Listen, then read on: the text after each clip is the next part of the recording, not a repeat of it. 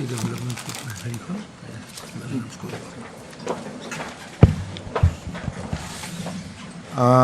শ্ৰদ্ধাৰ সাংবাদিক বন্ধু বান্ধৱীসকল, আজি আমাৰ কেবিনেটত কেইবাটাও গুৰুত্বপূৰ্ণ সিদ্ধান্ত লোৱা হয়। মই এটা এটাকৈ আপোনালোকক কৈ যাব খুজিছোঁ। আপোনালোকে জানে যে ভাৰত চৰকাৰৰ এটা ডাঙৰ আঁচনি আছে,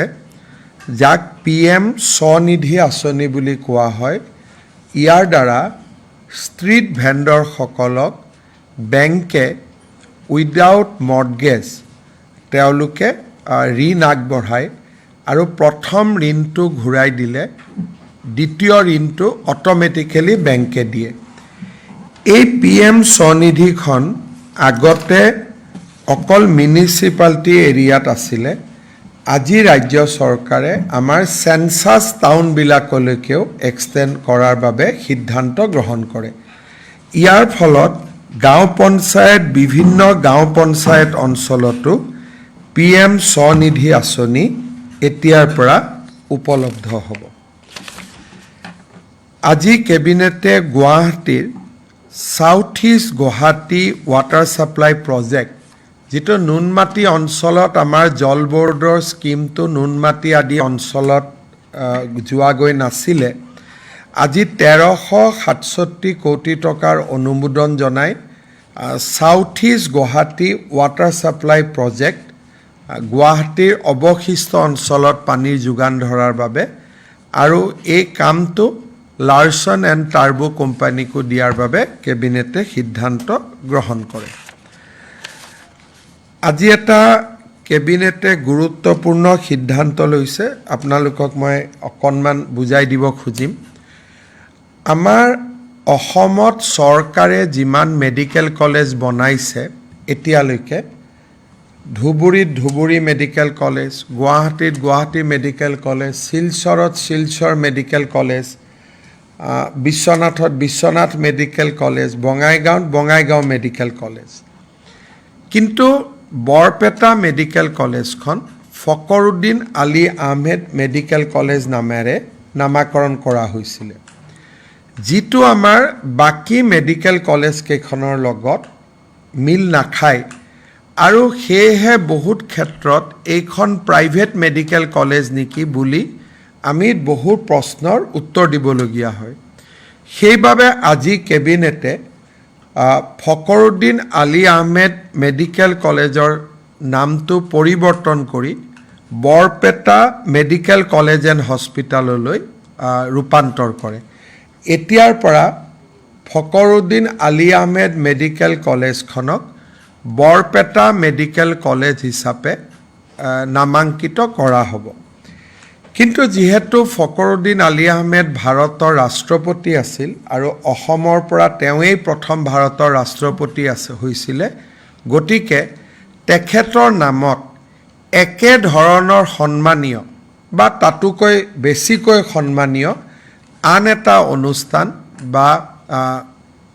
শিক্ষানুষ্ঠানেই হওক বা সাংস্কৃতিক অনুষ্ঠানেই হওক ফকৰুদ্দিন আলী আহমেদৰ নামত নামাংকিত কৰিবলৈ কেবিনেটে সিদ্ধান্ত লৈছে। কি কৰিম সেইটো আমি সিদ্ধান্ত আজিয়ে লোৱা নাই, কিন্তু বৰপেটা মেডিকেল কলেজখনৰ নাম বৰপেটা মেডিকেল কলেজ হ'ব আৰু আমি সুকীয়াভাৱে ফকৰুদ্দিন আলী আহমেদৰ স্মৃতি জীয়াই ৰখাৰ বাবে আমি প্ৰচেষ্টা হাতত ল'ম। আজি কেবিনেটে মিচিং সমাজৰ উৎসৱ আলি আই লৃগাঙক ৰাজ্যিক বন্ধৰ বাবে স্বীকৃতি দিছে। এতিয়াৰ পৰা আলি আই লৃগাং ৰাজ্যিক বন্ধ হিচাপে স্বীকৃতি পাব। আমাৰ কেবিনেটে মিছন বসুন্ধৰাত আজিও বহুকেইটা মাটি আবণ্টন কৰে। তাৰ বিষয়ে মই আপোনালোকক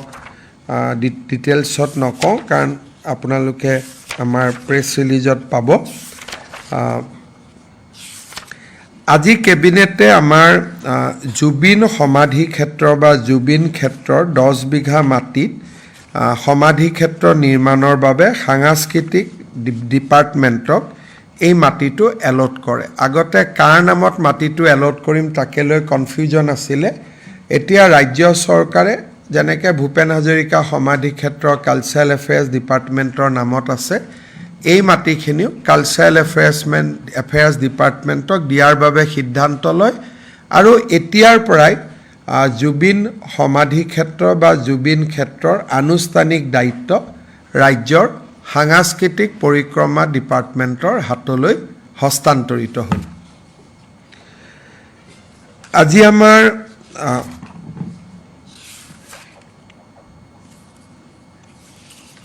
ৰাজ্য চৰকাৰে আজি আমাৰ ৰাজ্য চৰকাৰে মই অলপ আগতে মহাৰাজ পিথু ফ্লাইঅভাৰ নিৰ্মাণৰ সময়ত ঘোষণা কৰিছিলোঁ যে গুৱাহাটীত পাহাৰত মাটি আবল্টনৰ প্ৰক্ৰিয়াটো আমি আৰম্ভ কৰিম আৰু তাত আগত যিবিলাক কনষ্ট্ৰেইন আছিল শ্লোপ আদি বিভিন্ন কাৰণত মাটিৰ পট্টা দিয়া হোৱা নহৈছিলে আজি আমি কেবিনেটত সকলো ৰিলেক্স কৰি গুৱাহাটীৰ পাহাৰত দিছপুৰত 452 ঘৰ গুৱাহাটী ৰেভিনিউ চাৰ্কুলত 338 ঘৰ আৰু আজাৰাত 26 ঘৰ পৰিয়াললৈ টোটেল 816 পৰিয়াললৈ আমি মাটিৰ পট্টা দিছোঁ তিনিটা প্ৰজন্মৰ যিসকল অসমীয়া তেওঁলোকক আমি একাদিক্ৰমে এতিয়াৰ পৰা মাটিৰ পট্টা দি যাম যি বাধা আছিলে পলিচি সংক্ৰান্তত এই বাধা আঁতৰি গ'ল মই ৰাজমন্ত্ৰী ডাঙৰীয়াক অনুৰোধ কৰিম এই 816 গৰাকীক পাৰিলে 15 তাৰিখে মাটিৰ পট্টা দি দিব লাগে আৰু ৰেভিনিউ ডিপাৰ্টমেণ্টে পাৰে আৰু 12,000 আবেদন আমাৰ লগত জমা হৈ আছে বাকী আবেদনখিনিও আমি সংগ্ৰহ কৰি সোনকালে পট্টা দিয়াৰ ব্যৱস্থা হাতত ল'ম কিন্তু তিনিটা জেনেৰেশ্যনৰ অসমীয়া হ'ব লাগিব এইটো নহয় যে গুৱাহাটীৰ হ'ব লাগে বজালীৰ হওক বৰপেটাৰ হওক নলবাৰীৰ হওক তিনিটা জেনেৰেশ্যন অসমত থকা পৰিয়াল হ'ব লাগে এইটো এটা আজি আমাৰ ডাঙৰ সিদ্ধান্ত এটা লোৱা হয় আৰু যিটো সিদ্ধান্ত সুদূৰ প্ৰসাৰী বুলিয়ে আমি ক'ব লাগিব আজি আমাৰ কেবিনেটত গোৱালপাৰা জিলাত এখন নতুন ইণ্ডাষ্ট্ৰিয়েল ইষ্টেট নিৰ্মাণ কৰাৰ বাবে 112 বিঘা মাটি আবল্টন কৰা হয় অসম গেছ কোম্পানীৰ বাবে দুটা ইনভেষ্টমেণ্ট প্ৰপ'জেল তেওঁলোকে পাইপলাইন বনাব তাৰ বাবেও 110 কোটি টকাৰ দুটা ইনভেষ্টমেণ্ট প্ৰপ'জেল আজি কেবিনেটে অনুমোদন জনায় উদ্যোগিক ক্ষেত্ৰত Novel Biofuels Limited Star Cement Iconic Glass Limited Jericho Food and Beverage Limited Buildex Industry Private Limited আৰু আইনক্স ছ'লাৰ লিমিটেড এই আইনক্স ছ'লাৰ লিমিটেড এই ইণ্ডাষ্ট্ৰিটোৱে ছ'লাৰৰ মডিউল বনাব ছ'লাৰ প্লাণ্ট বনাব সেই যিটোত মডিউল বনাই টিংখঙত ইয়াক এষ্টাব্লিছ কৰা হ'ব টোটেল 6টা ইনভেষ্টমেণ্ট প্ৰপ'জেল আজি কেবিনেটে 24,800 কোটি টকাৰ 6টা ইণ্ডাষ্ট্ৰিয়েল প্ৰপ'জেল আজি কেবিনেটে অনুমোদন কৰে আজি কেবিনেটে Kokrajhar university Nagaon university Gurucharan university north Lakhimpur university Jagannath Barooah university Sivasagar university Bongaigaon university এই গোটেইকেইখন নতুন বিশ্ববিদ্যালয়ৰ ফাৰ্ষ্ট ইছ্যু আৰু ফাৰ্ষ্ট অৰ্ডিনেন্সখন অনুমোদন জনায় বিহালীত আমি এখন অভিযান্ত্ৰিক মহাবিদ্যালয় নিৰ্মাণ কৰি আছিলোঁ নিৰ্মাণ সম্পূৰ্ণ হৈছে এই অভিযান্ত্ৰিক মহাবিদ্যালয়খন ছবিলাল উপাধ্যায় ইঞ্জিনিয়াৰিং কলেজ নামেৰে নামাঙ্কিত কৰিবলৈ আজি কেবিনেটে সিদ্ধান্ত গ্ৰহণ কৰিছে আজি এটা কেবিনেটত গুৰুত্বপূৰ্ণ সিদ্ধান্ত লোৱা হয় কমিউনিটি কেইটাৰ নাম আমি কম আপোনালোকক মোৰ লগত ৰেডিলি নাই 37টা টি গাৰ্ডেন কমিউনিটি আছিল যিসকলে ইমান দিনে OBCৰ মৰ্যাদা পোৱা নাছিল আজি আমি টি গাৰ্ডেনত বসবাস কৰি থকা 37 কমিউনিটি যোনে ইমান দিন OBC বা MOBCৰ মৰ্যাদা পোৱা নাছিল তেওঁলোকক আজি ৰাজ্য চৰকাৰে OBCৰ মৰ্যাদা দিবলৈ সিদ্ধান্ত গ্ৰহণ কৰে মই কমিউনিটি কেইটাৰ নাম আপোনালোকক কৈছো ভুইনহাৰ বাক্তি পনিয়া ভাইনা সাসা ছাত্ৰৰ দেৱমাজি দেহুৰী ফুলমালি গোসাই গঞ্জু হাজাম হো কুৰকু কোস্তা কালাৰ কায়স্ত কানসাৰী গুণ্ডা মুণ্ডা ভিল তাসা তান্তি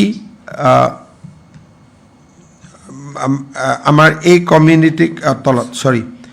কুৰুম কুদুম কৰণ খৈৰা মাৰাৰ মেহেৰা মালহাৰ ময়ৰা মাল পাটৰ পাটুৱা পাইক পূজাৰ ভোক্তা পুৰাণ ৰাউতিয়া সোনাই টংলা উজিৰ এই গোটেইকেইটা কমিউনিটি কোনোবা নহয় কোনোবা কমিউনিটিৰ সাবকাষ্ট হিচাপে আছিলে কোনোবা কমিউনিটি কুৰ্মীৰ সাবকাষ্ট কোনোবা কমিউনিটি তাছাৰ সাবকাষ্ট আছিলে আজি আমি ইণ্ডিপেণ্ডেণ্টলি স্বতন্ত্ৰভাৱে তেওঁলোকক আজি আমি OBCৰ মৰ্যাদা দিয়াৰ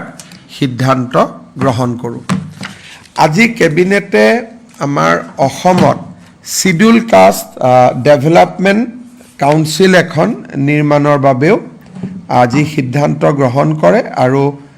সোশ্যাল জাস্টিস ডিপাৰ্টমেণ্টক সোনকালে এখন নটিফাই কৰি দিয়াৰ বাবেও অনুমোদন জনায় মুঠৰ ওপৰত কেবিনেটত আজি লোৱা এই সিদ্ধান্ত কেইটাই আছিল আৰু নিৰ্বাচনৰো পৰিৱেশ হয়তো ৰাজ্য চৰকাৰৰ এইখনেই মডেল কোড অফ কণ্ডাক্টৰ আগতে শেষ কেবিনেট হ'বও পাৰে কিন্তু যদি নিৰ্বাচন বিহুৰ পিছলৈকে যায় তেতিয়ালে ডেফিনেটলি আৰু কেবিনেট বৈঠক হ'ব কিন্তু যদি নিৰ্বাচন বিহুৰ আগত হয় তেতিয়ালে এইখনে শেষ কেবিনেট বৈঠক হ'ব আৰু মোটামুটি আমাৰ হাতত যিমান দায়িত্ব আছিল আমি গোটেইবোৰ শেষ কৰিছো বহুত বিলাক এবাৰ কেবিনেটত সিদ্ধান্ত হৈছে বহু কেবিনেটো বহিছে কোনোবা এটা দিন আপোনালোকক আমাৰ যোৱা 5 বছৰত হোৱা গোটেই কেবিনেটৰ সম্পূৰ্ণ কি ধৰণে আমি কিমান কাম কৰিলো কি নকৰিলো কেতিয়াবা লগ পালে আমি ভালকৈ কথা পাতিম কিবা খুদিবলগীয়া আছে যদি খুদিব পাৰে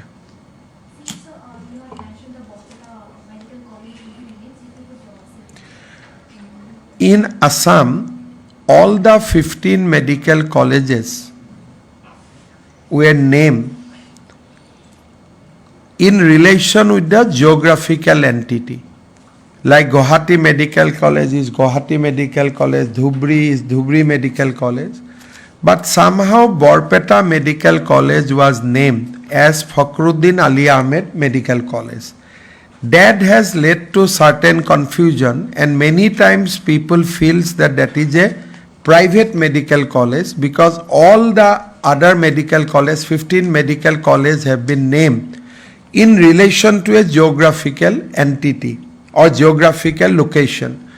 Today we have decided to rename Fakhruddin Ali Ahmed Medical College as Borpeta Medical College but while renaming Cabinet has also taken a decision to name another institution befitting to the stature of former President of India, Fakhruddin Ali Ahmed, and Cabinet authorized Chief Minister to do that immediately. Mr. Chief Minister, if you can also brief about the upcoming visit of the Prime Minister and Union Home Minister. Honorable Prime Minister will come to Assam with a two-day visit, two-day programs. First, he will arrive in Kokrajhar and he will dedicate various projects to the nation from Kokrajhar. There are few specific projects of Kokrajhar which will also will be either inaugurated or foundation stone will be laid by Honorable Prime Minister. 13 evening he will come to Guwahati and he will release one installment of Kisan Shanman Nidhi from Guwahati itself. But the highlight of the visit will be the distribution of land pattas to tea garden community. Tea garden communities are living in Assam for last 200 years, but they have not got land rights till today. So, the first land patta or land rights certificate will be given by Honorable Prime Minister to a deserving tea garden workers. Followed by that, in entire Assam, the tea garden land ownership distribution program will be kicked off. He will also dedicate the Kopili hydropower project, a state government project of 150 megawatts, which we have completed, to the nation. There are almost projects worth 10,000 crores, which he will dedicate from Guwahati. Next day, he will go 14 at 11 o'clock. He will be in Silchar, basically at 10:30, and he will lay the foundation stone of Silchar Guwahati Express Highway, which will be constructed at a cost of 22,000 crores. There are some more projects which he will dedicate to the nations, and then he will leave for Calcutta. So there will be 3 meetings in 3 different parts of Assam. Sir আৰু এটা মই প্ৰশ্ন সুধিব বিচাৰিছিলোঁ কেবিনেটৰ বা এইটো লৈ নহয় কালি এখন প্ৰেছ মিট দিছিল ঠিকাভিত্তিক শিক্ষকে যোনটো তেওঁলোকৰ আছিল যে আপোন ঘৰ আৰু আপোন বাহনৰ যি ঋণ দিয়া চৰকাৰে কৰিছিল সেইখিনি বেংকৰ ফালৰ পৰা তেওঁলোকৰ 4-5 মাহৰ পৰা বন্ধ হৈ আছে তেওঁলোকৰ ফালৰ পৰা হেতু এটা মই গম নাপাওঁ মই বেংকৰ লগত কথা পাতিলোঁ আৰু তো একো নাই বিশেষ As you complete your 5 years in government, what are the 3 biggest achievements in past 5 years that you would like to mention? अरे हम तो क्या 3-4 कर ही नहीं पाऊंगा हर दिन कुछ ना कुछ करते रहता हूँ फिर भी हमारा मैनिफेस्टो बन ही रहा है उसमें लिखा जाएगा आज ही दिन में 3 बड़ा काम कर लिया सुबह 40 लाख माताओं को 9 लाख रुपया मिला 9,000 मिला 3,600 crores biggest DBT of Assam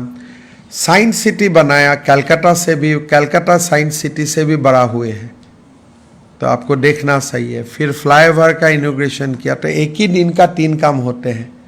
तो 5 साल में हर दिन कोई ना कोई एक अच्छा काम हुआ ही है